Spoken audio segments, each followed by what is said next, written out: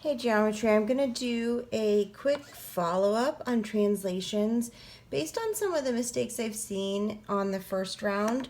So something I want you to make sure of, translations is a shifting of a shape, okay? And when you shift it, it maintains the same size and the same shape. So when you're done, it has to be congruent to the original shape, okay? The other thing is, so many times when we get on a grid, it's easy to just slide into doing slope.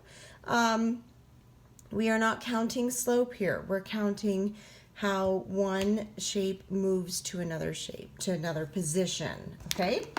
All right, so if we just take a look here, and if we had to write the rule about how this segment UR is moving to segment U prime R prime, okay? This is the pre-image. This is the image, okay? So this is the new position.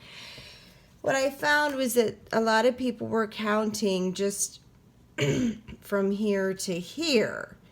Well, we need to make sure that U moves to U prime and that R is moving to R prime. So when we count this, we need to make sure we count and match up the letters, okay? So don't go too quickly with this. I need to know how X moves, okay? This is the original place. How does it get to the new place, all right? So the X direction goes left and right. I would go 1, 2, 3, 4, 5, 6, 7. This would be adding 7 to the X direction. So I need to put plus 7. Then how did I get down here? Well, 1, 2, 3, 4, 5, 6, 7, 8, 9. That would be subtracting 9 in the Y direction. So, I mean, it's the same skill as counting slope on there. You're just counting units from one to the other. But you need to make sure, I mean, even if you count the Y direction first and over, that you're putting that Y movement with the Y rule, okay? Now, if we check this for R, it should also work. 1, 2, 3, 4, 5, 6, 7. It shifts to the right 7 and then down 1, 2, 3, 4, 5, 6, 7, 8, 9. Down 9, okay? So that's how you write the rule for the translation. It's just a shift. How many units over and up or down, okay? Now let's look to see if we can go backwards, all right? Or using the rule to get the new position for the shape. So how do we read the rule? This is saying to take your original X and add 10 to every X value. So if we think X is going left and right, this shape is going to move to the right 10. Okay, and then the Y values are all being subtracted too. So after we move to the right 10, the entire shape is also going to move down too. So we should have an idea that our shape should look somewhere over here when we're done, okay? You can do this by just moving every corner and then just connecting the lines, because if you move these points here, we know that the shape has to have the same size and the same shape in the new position. So once you get your corners, you can just connect the line because we know that every one of those points goes along with it. All right, so here we go. We need to move to the right 10 with this shape. So let's do D first. 1, 2, 3, 4, 5, 6, 7, 8, 9, 10, and then down 2. So there's D prime. When you label it, remember this corresponds to D. It's just the new D, so it's D prime.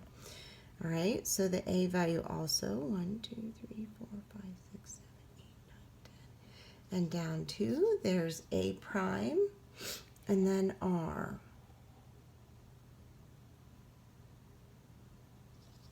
And there's R prime, okay? And then I dropped my ruler. Here we go. We would connect this and notice that our shapes would be congruent They're just in a new position.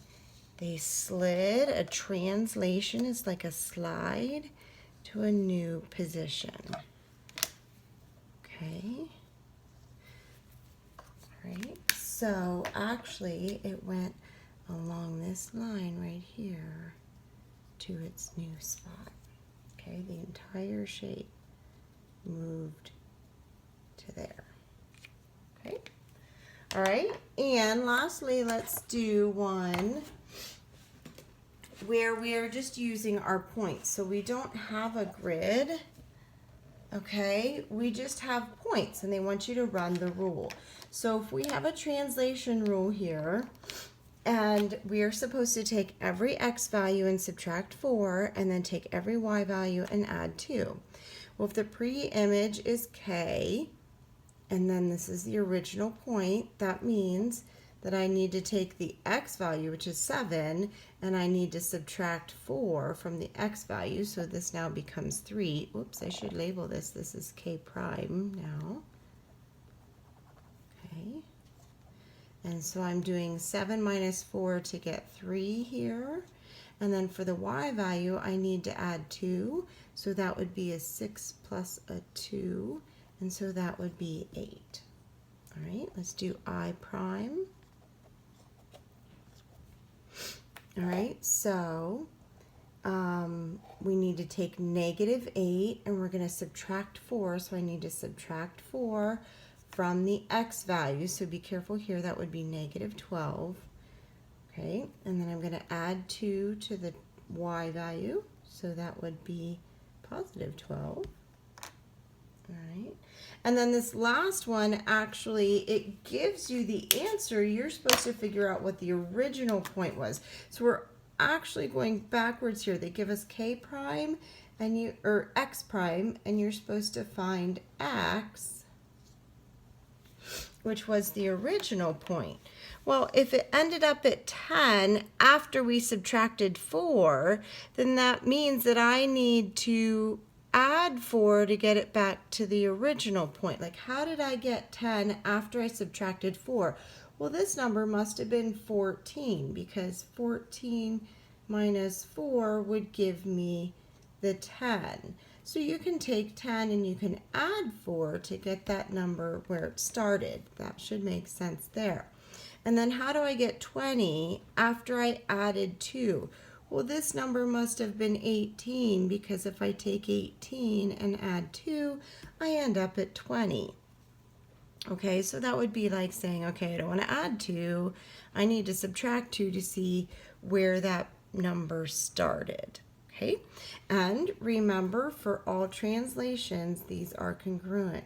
So this would be a triangle KIX is congruent to triangle K prime, I prime, X prime. All right, so a little refresher, and we're going to try this again just to have a little more practice with this new topic.